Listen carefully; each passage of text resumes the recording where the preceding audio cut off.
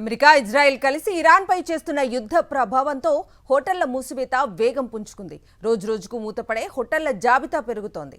హోటళ్లకు సరఫరా అయ్యే commercial gas కొరత కారణంగా అటు యాజమాన్యం, ఇటు వినియోగదారులు ఇబ్బందులు పడుతున్నారు.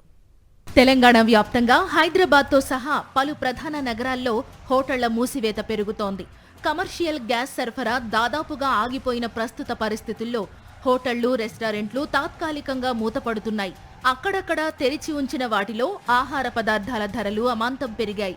ఒక్క మాటలో చెప్పాలంటే ప్రస్తుతం హోటల్ రంగం తీవ్ర సంక్షోభంలో కూరుకుపోయింది. బ్లాక్ మార్కెట్లో లభిస్తున్న కమర్షియల్ గ్యాస్ సిలిండర్ల భారం కస్టమర్ల జేబులకు చిల్లు పెడుతోంది. నిన్నటి వరకు రోడ్లపై 35 రూపాయలకు లభించిన టిఫిన్ ధర ఇప్పుడు 50 రూపాయలకు చేరుకుందని ఆవేదన వ్యక్తం చేస్తున్నారు నగరవాసులు. గ్యాస్ ప్రభావం వల్ల గ్యాస్ దొరకక టిఫిన్ చేయట్లేదు. ఇక్కడ చాలా ఇబ్బందిగా ఉన్న. టిఫిన్ చేద్దామంటే కూడా ఇక్కడ ఇట్టే కాదు, చుట్టుపక్కల కోటి ముందర కూడా ఎక్కడ కూడా టిఫిన్ కూడా దొరకట్లేదు సార్. గ్యాస్ ప్రాబ్లం వల్లనే ఇప్పుడు టిఫిన్ కూడా పెంచడం జరుగుతున్నది. 30 రూపాయల నుంచి ఇప్పుడు 50 రూపాయలకు టిఫిన్ వేస్తున్నారు. అయినా ఇప్పుడు టిఫిన్ కూడా దొరకట్లేదు. ఇక్కడ 100 మంది ఉండేది. ఇక్కడ గ్యాస్ లేక చాలా ప్రాబ్లం అవుతుంది. హోటళ్ళు బంద్ అయినాయి, పెరిగినాయి ధరలు. 1500 గ్యాస్ అంటాను. ప్రతి పట్టణ, నగర జనాభాలో సుమారు 30% ప్రజలు హోటళ్లు, రెస్టారెంట్ల మీద, స్ట్రీట్ ఫుడ్ మీద ఆధారపడతారని ఒక అంచనా. ముఖ్యంగా బ్యాచిలర్స్, ఐటీ ఉద్యోగులు, వలస కార్మికులు, టూరిస్టులు హోటళ్లను నమ్ముకుని నగరాల్లో నివసిస్తున్నారు. ప్రభుత్వ ఆదేశాల వల్ల కమర్షియల్ గ్యాస్ సిలిండర్ల సరఫరా లేకపోవడంతో కట్టెల పొయ్యి మీద వంటలు చేస్తున్నామని ఖమ్మం నగరంలోని హోటల్ యజమాని అంటున్నారు. వంటకాల జాబితా కూడా తగ్గిపోయిందని, వ్యాపారం పడిపోతోందని వారు స్పష్టం చేస్తున్నారు.